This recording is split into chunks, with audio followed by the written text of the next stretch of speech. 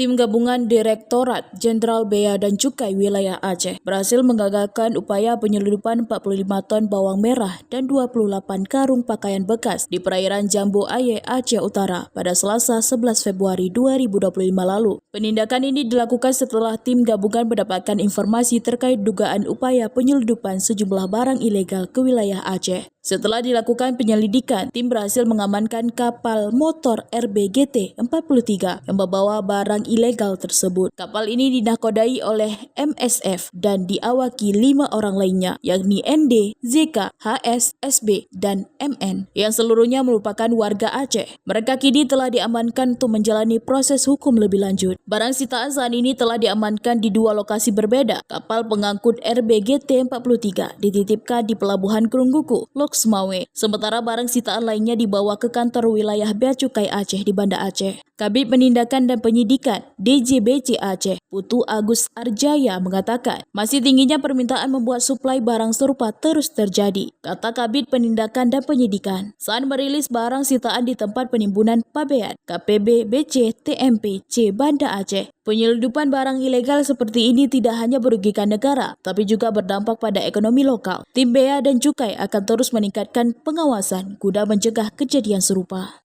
Kami dari Bea Cukai Aceh mempunyai komitmen kuat dalam mendukung program Asta Citanya Bapak Presiden, khususnya Des Penyelundupan. Jadi tahun ini kami di Aceh ini sudah banyak sekali melakukan upaya untuk menggagalkan masuknya barang-barang ilegal ke Indonesia melalui Aceh. Ada yang motor kemarin mungkin sudah monitor semua, kemudian narkoba, kemudian ini terakhir seperti yang dijelaskan Bu Leni, ini adalah bawang. Jadi bawang ini adalah salah satu komoditas yang sebetulnya diatur tata niaganya. Kenapa ini sering masuk ke Aceh? Apa kendala-kendala? Mungkin begini, jadi ini tidak lepas dari kondisi supply and demand. Jadi seperti apa kondisi di luar negeri, apakah di luar negeri lebih murah, kemudian panen raya, nah kemudian dibandingkan dengan kondisi kita di Indonesia.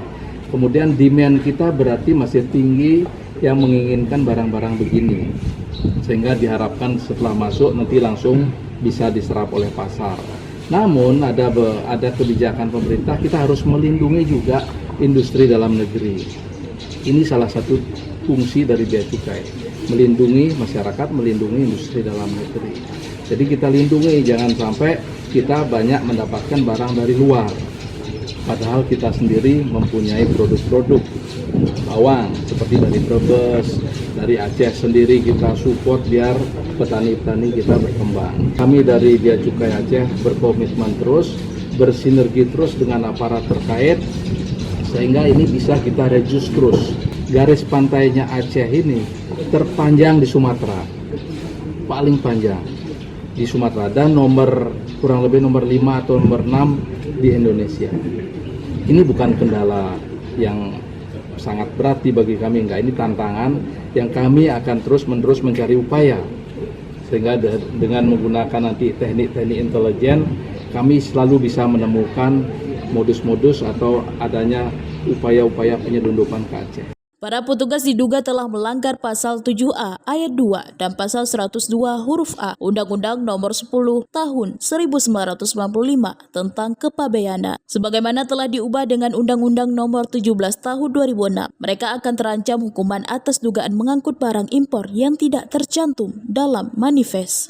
Dari Kota Banda Aceh, Lala Nurmala melaporkan untuk Puja TV.